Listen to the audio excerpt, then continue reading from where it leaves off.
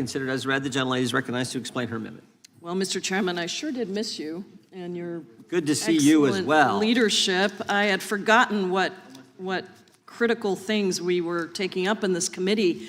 You know, we've entered election season because despite being gone for 7 weeks, I think it is now, the majority is once again trying to distract us from the fact that grocery prices and utility prices across the country are rising, from the fact that this administration has been protecting pedophiles, building gilded ballrooms, sending tens of billions of dollars to bail out Argentina, while refusing to extend Affordable Care Act tax credits for 22 million Americans. And the most often used tool in the Republican playbook is, surprise, blame immigrants. Blame an immigrant. Find a crime, blame an immigrant, make people deportable and inadmissible without requiring a conviction, deny them basic due process, and then just replay that, rinse and repeat, over and over again. But this is a new one even for us moving into the arena of harming animals, and I feel like we're all putting forward our animal creds, so I wish I had a picture of my beautiful 14-year-old Labradoodle, Otis, because he is, for me, part of our family like tens of millions of Americans, and I have been somebody who's championed animal welfare. So I take violence against animals seriously, but so do our immigration laws. That's what happens right now. The crime that's referenced in this bill requires someone to, quote, willfully and maliciously harm a dog or a horse. This is almost certainly already a crime involving moral turpitude, which can and did in this case render someone deportable or inadmissible from the country.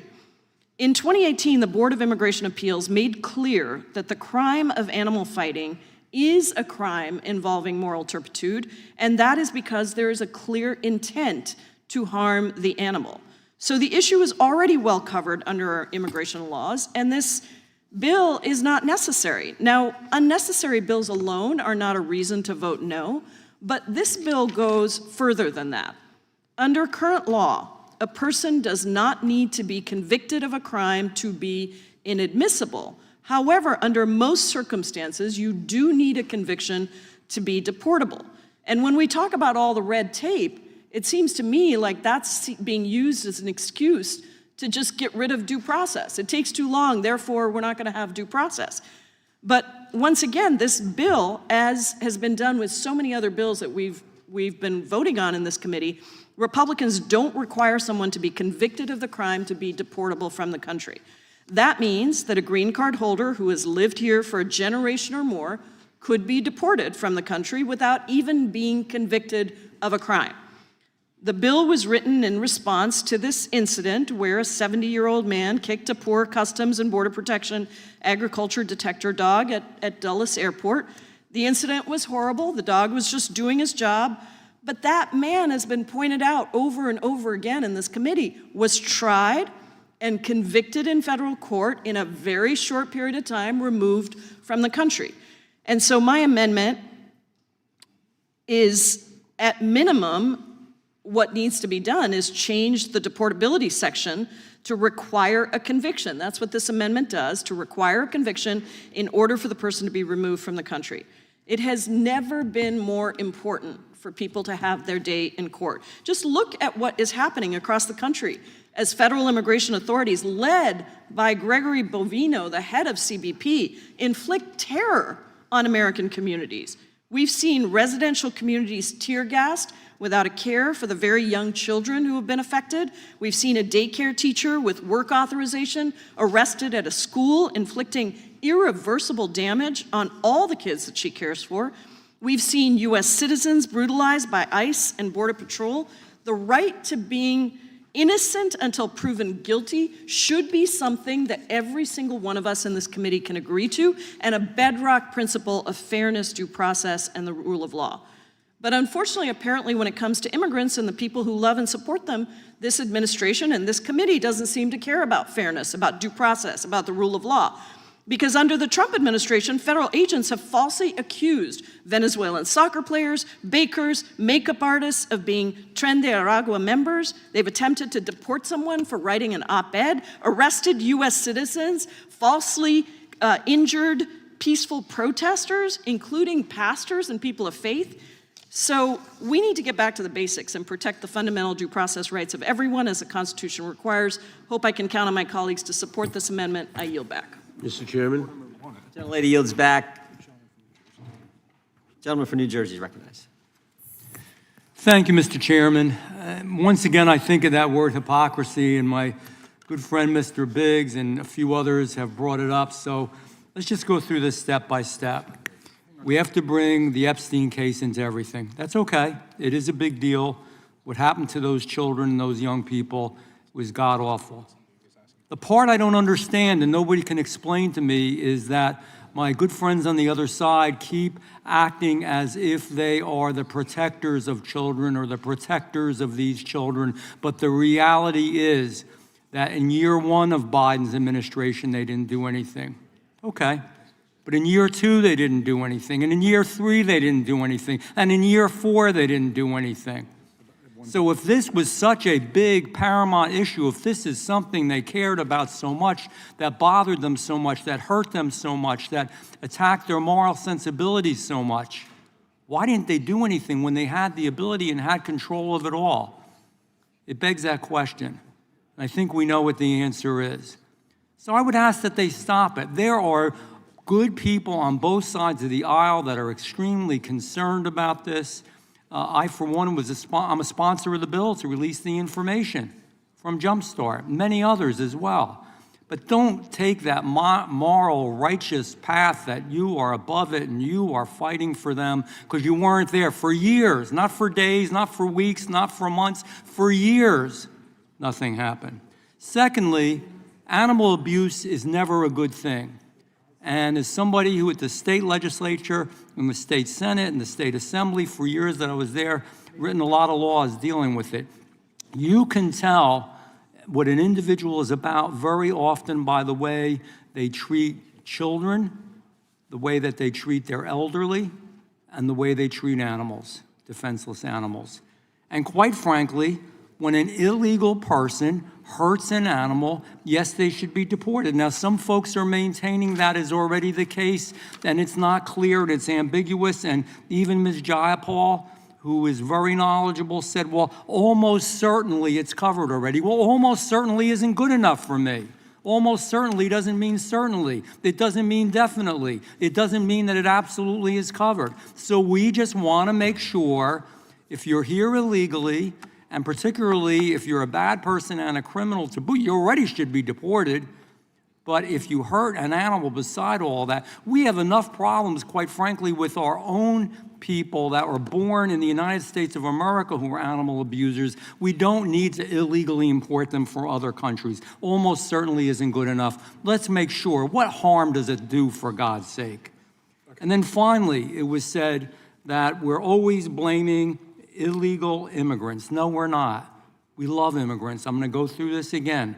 Immigrants, most of us were, our families were, our families throughout history have always brought people here. That's a good thing. It refreshes and renews America and makes us stronger. But we don't need illegal immigrants, particularly those people who are lawbreakers, even worse. They don't belong in America. Again, we have enough of our own problems and issues in America that we don't have to bring in all the issues and problems from around the world. So I know as many times as they keep saying we're blaming immigrants, I'm going to keep saying, no, we're not. We're blaming people that are on the terror watch list, or people who have committed crimes, or people who are moving drugs, or people who are part of cartels, or people who are part of gangs. Yeah, we're against them. We don't want them in America. Be mad at us. We'll stand for that any day of the week because it's the right thing to do. And with that, I'm going to call you Mr. Speaker. With that, Mr. Chairman, I yield back. Gentleman yields back. The gentleman from Maryland is recognized. Ranking member. And thank you kindly, Mr. Chairman. I want to try to respond to my friend from New Jersey, both about his meditations on the Epstein case and also about the gentlelady from Washington's amendment. It seems like some of the comments of my colleagues over on this side have struck a nerve, because a lot of your colleagues, Mr. Chairman, are acting very defensive about the whole Epstein thing. And rather than talking about the survivors, the victims, this billion-dollar global child sex trafficking ring, they want to talk about Democrats. So indulge me for a moment while I try to respond to my friend from New Jersey again, because I think we went through this before we went on our 7 or 8 week Speaker Johnson ordered vacation, paid vacation, and I had even provided him the document supporting what I was saying. But Mr. Van Drew is asking what Democrats did, saying, well, our hands are not clean either. We want to simply pose as protectors of children. We're not really interested in stopping child sex abuse. We just want to strike the pose of that. Well, that's a fairly serious charge. One of the things that I offered to my friend from New Jersey before we left was all of the materials relating to a hearing that I called as the chair of the Subcommittee on Civil Rights and Civil Liberties on the Oversight Committee, along with Chairman Cummings, in July of 2019, about Alex Acosta, who was the U.S. Attorney in the Southern District of Florida, who later became Donald Trump's Secretary of Labor. And we sent him a letter.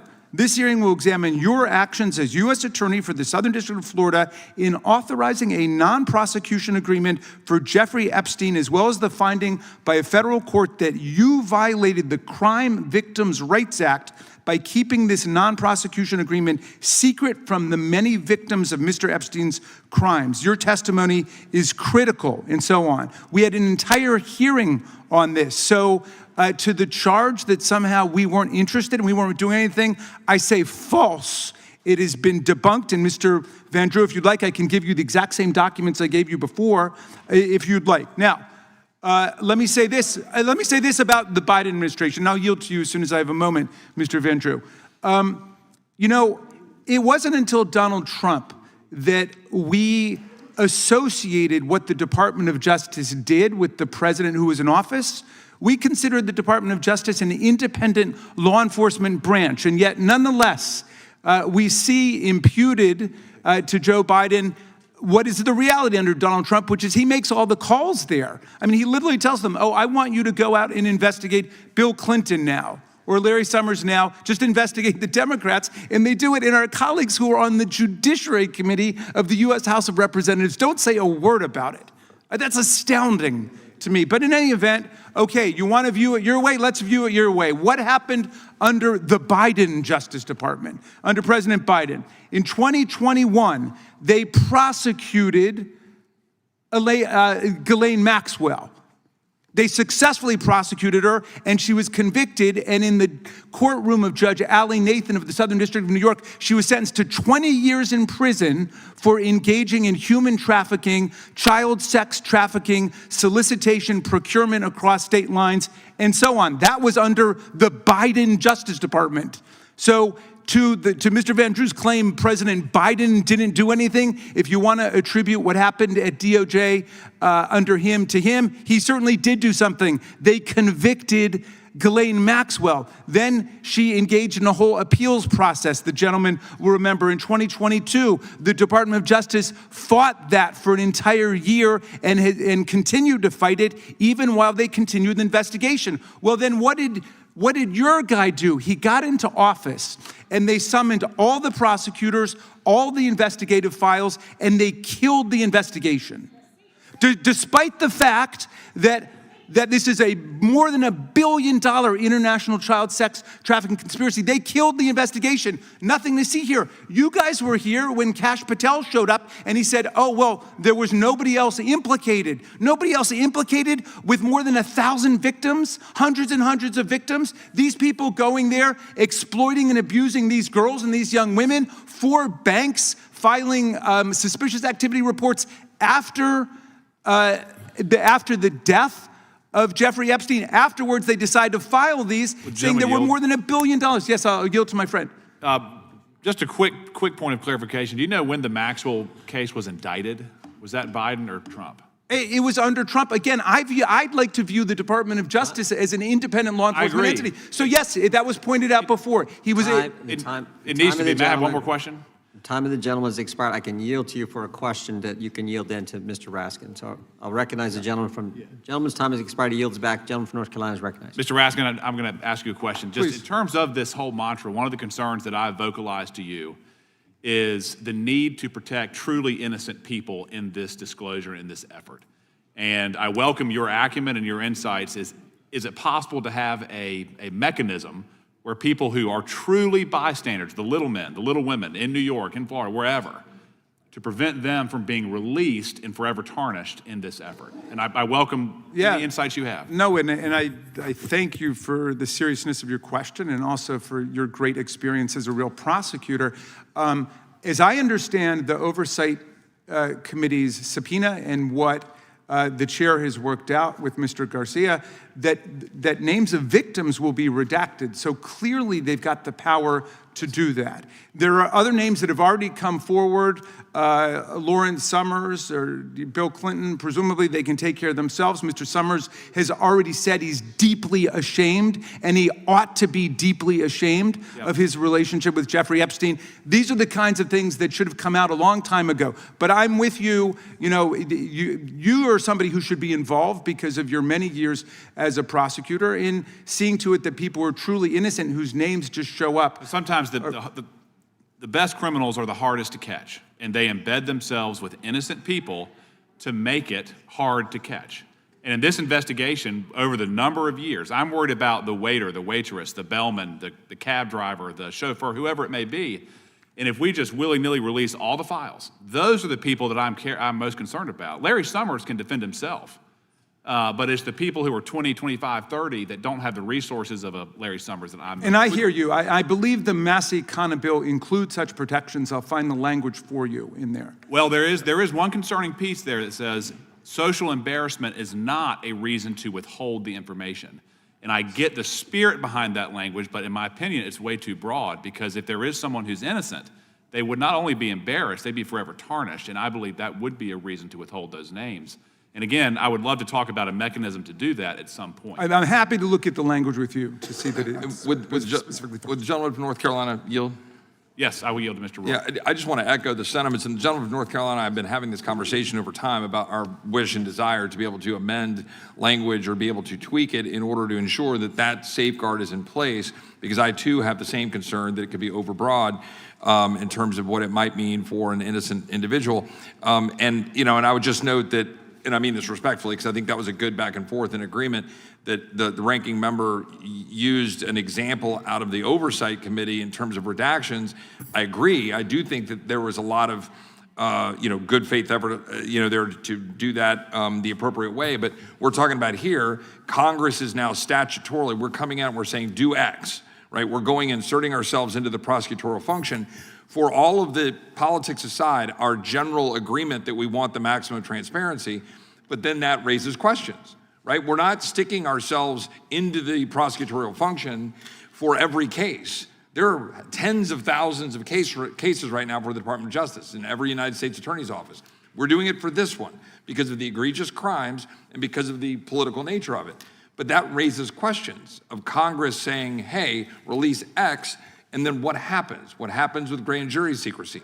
What happens with victims that might be the innocent bystanders that the gentleman from North Carolina raises? So I would hope that in our conversations, we would, knowing that this is likely going to be voted off the floor this afternoon, that we're having those conversations and directing, hopefully, the Senate to at least address those concerns in a thoughtful and hopefully bipartisan way, because I would hope we all agree we would not want that to occur for the truly innocent individual that might be affected by it. I yield back to the gentleman from North Carolina. Mr. Raskin, do you want to say something? I don't even remember whose time it is anymore. It's the gentleman from North Carolina. No, again, just to say, look, the reason that the victims are in town is because there's been such a massive cover-up for so long that they want to see that the government is going to come clean and that we're on their side. The point you raise is a significant point about the rule of law, and we should figure out a way to embody it in there if the existing protections in the legislative language are not sufficient. Thank you. I yield to Mr. Van Drew. Thank you, gentleman from North Carolina. Real quickly, I understand the ranking member's point, but being concerned about a plea deal and Alex Acosta is far from revealing the thousands of pages, the thousands of people that may not been involved, and I don't mean the innocent ones. None of that was done. Let's not conflate those two issues. You had one subcommittee hearing and one issue that was relatively minor compared to what this whole huge issue is and is about. I yield back to the gentleman. I yield back. Gentleman yields back. Gentlelady from, I think, Pennsylvania was first, then we'll go to the gentlelady from Texas. We don't have someone on our side. Gentlelady's recognized. Thank you. I mean, talk about conflating the issues. There is an outstanding subpoena from the Oversight Committee, which has not been complied with the White House. We don't have to have a vote. The White House could release the Epstein files today if it chose to, instead of engaging in a White House cover-up. But I think, Mr. Raskin, you had some further remarks, so I'll yield to you. Thank you for yielding, Ms. Scanlon. Just to complete that chronology, and then I do want to say something about the gentlelady from Washington's amendment. When the Trump administration entered this year, they collected all of the files, all of the information, and all of the existing investigations, and they killed them. They said it's over. And so when the president said the other day, well, I want the Department of Justice to reopen the investigation into certain Democrats, into Clinton and Summers and so on. Of course, he was countermanding his own order, which said there was nothing to see there, but now he's saying, oh, there's something to see there, but I'm going to apply this utterly unconstitutional partisan lens to it and say, I just want an investigation of the Democrats, which, by the way, is something he shouldn't necessarily wish for, because he was a Democrat during that period, shamefully, for that decade-long period when he was best friends with Jeffrey Epstein, and a lot of this was taking place. In any event, let's go to the gentlelady's amendment, which makes all the sense in the world. All she's saying is if we're going to pass Freddie's bill, but let's restore the criminal conviction requirement. I asked my staff to pull for me if they would, and of course they got it immediately. All of the offenses that require a conviction before deportation from the country, okay?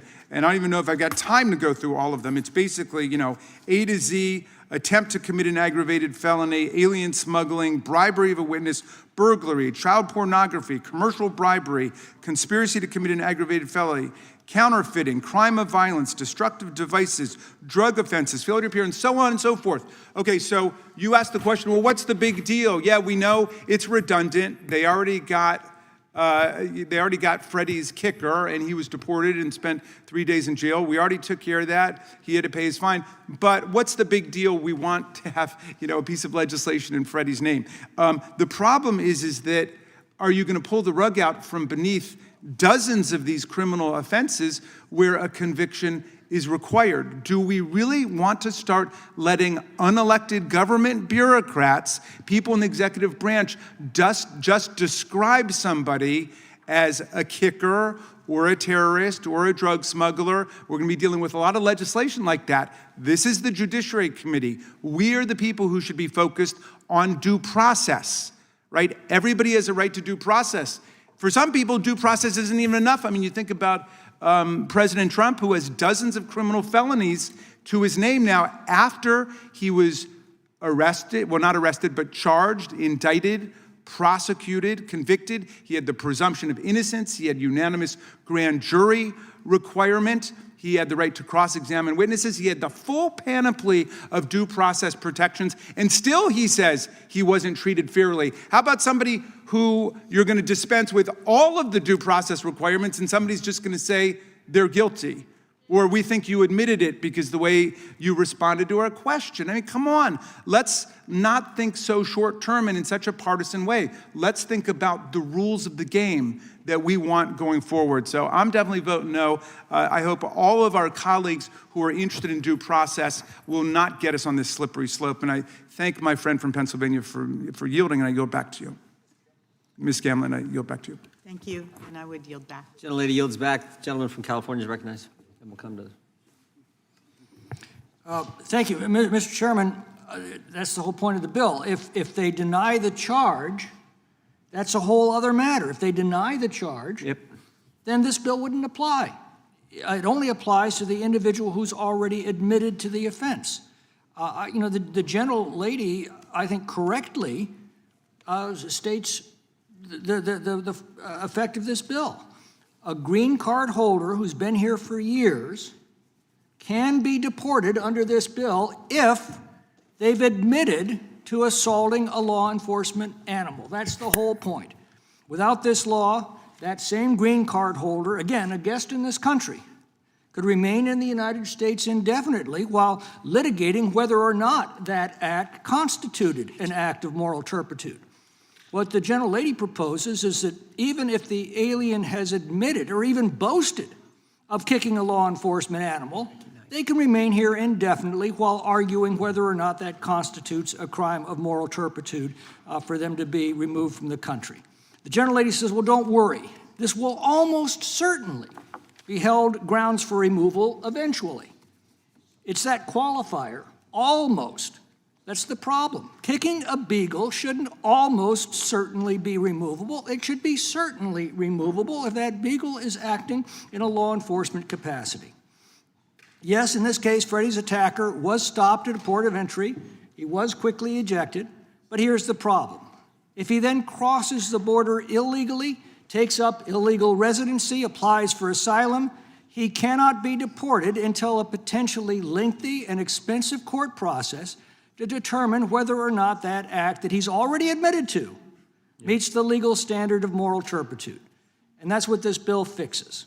If you've already admitted to this act and you're a guest in our country to begin with, well, you can't come back, and if you do, you can't stay. Yield back. Well said. The gentleman yields back. The gentlelady from Texas is recognized. Thank you so much. I just love that we care so much more about dogs' lives than we do actual lives, but I'm going to continue on. I want to make sure that I enter this UC, which is one of the reasons that we are a bit skeptical of any immigration, quote unquote, enforcement laws that y'all are trying to pass. This UC is from The Guardian. It says, immigrants with no criminal record now largest group in ICE detention. You know, I listened to Mr. Van Drew. Without objection. Thank you so much. I listened to Mr. Van Drew, who I do respect, and he went on and on and on about how this is about the bad guys. And I will be honest with you and tell you that when it came down to the election, there were a lot of people who really believed that the Republicans and the president were all about getting the bad guys out. People truly believed your words, but your actions are not matching up, because I've got the receipts showing that they are not matching up. And so call us a little paranoid in believing that the hypocrisy may continue to come from across the aisle. Speaking of hypocrisy, I do want to point out, since we're talking about Jeffrey Epstein, because we couldn't talk about Epstein before. If y'all recall, we were gone for about 2 months because we couldn't talk about Jeffrey Epstein. And now everybody wants to act as if they want to have like a real honest conversation about the victims and the survivors and everybody else. Where was this conversation a long time ago? And I know that y'all love to go back and say that Joe Biden didn't do it. You know, Joe Biden is blamed for everything. Joe Biden didn't do anything, and it was Joe Biden's fault, and why wasn't Joe Biden? Joe Biden didn't campaign on it. I just want to be clear. If y'all can run me the tape, then run me the tape. But you know, when you campaign and you go out and you make a promise, then we evaluate whether or not you actually meet your promises. So listen, this was rope that y'all decided to hang yourselves with because the president campaigned on the Epstein files while we were campaigning on things such as affordability. We were campaigning on the things that now people are complaining about, right? Because of the tariffs and the fact that you guys won't say anything and tell the president, hey, sir, tariffs are taxes. We as Republicans, we usually don't like taxes. And guess what? That's going to make everything unaffordable. So now he's going to be our big savior, and he is going to reduce the price of foods because he is the guy that actually increased the price of foods. So listen, if you can have this honest conversation about Epstein now, let's just go ahead with this lame duck president and be honest about everything that the American people care about. They care about affordability. They care about the fact that literally people are starving in this country because we have 42 million people, and I don't remember any one of you during that almost 2-month break deciding to go on faux news or any other news outlet and say, you know what, it is wrong to have 42 million people that are relying on $6 a day to eat, and we have the money because somehow our president was able to find under the couch cushion, the one that JD wasn't sitting on, under the couch cushion, he was able to find 40, how much did he find to send to Argentina? 40, there we go. 40 40 billion to send to Argentina. But those emergency funds, he couldn't find them emergency funds so that Americans could eat. So listen, if y'all are gonna be honest and talk about Epstein right now, let's be honest about everything that is causing y'all to lose real bad. Did y'all see the election results on November 4th? It didn't go very well. So let's just start having honest conversations so that hopefully some of y'all in some of these tight seats, maybe y'all can get reelected and we can just work together. Ms. Would the Crockett. gentlelady yield? Who, what, both of y'all want? Y'all want some action? I'll go to Texas first. You know, Make it fast, Lance. I want to just thank you for admitting that all of our problems are Joe Biden's fault. It's nice to hear you say that. I also remind everyone we're still on the original bill about the dogs, and I'd like for us to stay on topic because, you know, Ms. Crockett, you may be all bark and no bite, but we're not going to roll over. And Ms. Jayapal thinks that we're going to lie down while Mr. Moskowitz goes and fetches amendments. But I hope that she'll put this amendment down because that dog won't hunt, and I'll yield back. Will the gentlelady yield for a question? I was going to I mean, that's quite something. That's quite something. Listen, you know, let's be clear that the only reason people want to have the Epstein conversation today is because 2 days ago, your boss, the guy in the White House without whom you don't do anything, told you that he was going to lose on this vote, and so all of a sudden he released you all to vote for it and talk about it. Give me a break. Like, let's be real. I have a unanimous consent request to enter into the record, Mr. Chairman. Homeland Security missions falter and focus on deportations. Under President Trump, an agency intended to keep Americans safe has diverted resources from combating child abuse, trafficking, and terrorism. Without That's objection. what we should be focusing on, Without not objection. this. Without objection. Yield back. And I don't know if those were dad jokes or dog jokes. I don't know. It was like I think those, kind of both. It's, I think they they were were both. Yeah, they downloaded were from both. the internet or something. were good. Yeah. It was a good attempt. okay. It was a good attempt. Which side? We're on this side. The question occurs on the amendment offered by the gentlelady from Washington. All those in favor say aye. Aye. Those opposed, no. No. In the opinion of the chair, the noes have it, and the amendment is not agreed We have a to. recorded vote, please. Yeah. The ranking member requesting a recorded vote. The clerk will call the roll. Mr. Jordan? No. Mr. Jordan votes no. Mr. Issa? Mr. Biggs? Mr. Biggs votes no. Mr. McClintock? Mr. McClintock votes no. Mr. Tiffany? Mr. Massey? Mr. Roy? Mr. Roy votes no. Mr. Fitzgerald? Mr. Fitzgerald votes no. Mr. Klein? Mr. Klein votes no. Mr. Gooden? Mr. Gooden votes no. Mr. Van Drew? Mr. Van Drew votes no. Mr. Nels? Mr. Moore? Mr. Moore votes no. Mr. Kiley? Mr. Kiley votes no. Ms. Hageman? Ms. Lee? Ms. Lee votes no. Mr. Hunt? Mr. Hunt votes no. Mr. Fry? Mr. Grothman? Mr. Knott? Mr. Knott votes no. Mr. Harris? Mr. Onder? Mr. Onder votes no. Mr. Schmidt? Mr. Gill? Mr. Gill votes no. Mr. Baumgardner? Mr. Raskin? Mr. Raskin votes aye. Mr. Nadler? Mr. Nadler votes aye. Ms. Lofgren? Mr. Cohen? Mr. Cohen votes aye. Mr. Johnson? Mr. Johnson votes aye. Mr. Swalwell? Mr. Liu? Ms. Jayapal? Ms. Jayapal votes aye. Mr. Correa? Mr. Correa votes aye. Ms. Scanlon? Ms. Scanlon votes aye. Mr. Neguse? Ms. McBath? Ms. Ross? Ms. Ross votes aye. Ms. Ballant? Ms. Ballant votes aye. Mr. Garcia? Mr. Garcia votes aye. Ms. Kamlager-Dove? Ms. Kamlager-Dove votes aye. Mr. Moskowitz? Mr. Moskowitz votes aye. Mr. Goldman? Ms. Crockett? Ms. Crockett votes aye. Mr. Nels votes no. Ms. Hageman? Ms. Hageman votes no.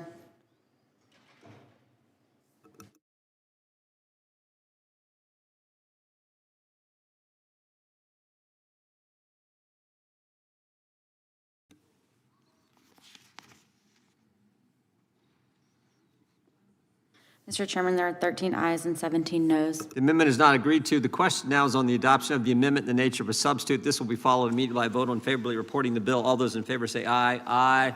Those opposed, no. Opinion of the chair, the ayes have it. The question is on favorably reporting the bill. All those in favor say aye. Aye. Those opposed, no. No. Opinion of the chair, the ayes have it, and the bill is ordered reported favorably to the House. Members will have, Could I have a recorded vote, please, Mr. Chairman? you're supposed to say that before I read that I'm whole sorry. paragraph. The clerk will call the roll. Mr. Jordan? Yes. Mr. Jordan votes yes. Mr. Isa? Mr. Isa? Yes. Mr. Isa votes yes. Mr. Biggs? Mr. Biggs votes aye. Mr. McClintock? Mr. McClintock votes aye. Mr. Tiffany? Mr. Massey? Mr. Roy? Mr. Roy votes aye. Mr. Fitzgerald? Mr. Fitzgerald votes aye. Mr. Klein? Mr. Klein votes aye. Mr. Gooden? Mr. Gooden votes aye. Mr. Van Drew? Mr. Van Drew votes yes. Mr. Nels? Mr. Moore? Mr. Moore votes aye. Mr. Kiley? Mr. Kiley votes aye. Ms. Hageman? Ms. Hageman votes aye. Ms. Lee? Ms. Lee votes aye. Mr. Hunt? Mr. Hunt votes aye. Mr. Fry? Mr. Grothman? Mr. Knott? Mr. Knott votes aye. Mr. Harris? Mr. Onder? Mr. Onder votes aye. Mr. Schmidt? Mr. Gale? Mr. Gale votes yes. Mr. Baumgardner? Mr. Raskin? Mr. Raskin votes no. Mr. Nadler? Mr. Nadler votes no. Ms. Lofgren? Mr. Cohen? Mr. Cohen votes no. Mr. Johnson? Mr. Johnson votes no. Mr. Swalwell? Mr. Liu? Ms. Jayapal? Ms. Jayapal votes no. Mr. Correa? Mr. Correa votes no. Ms. Scanlon?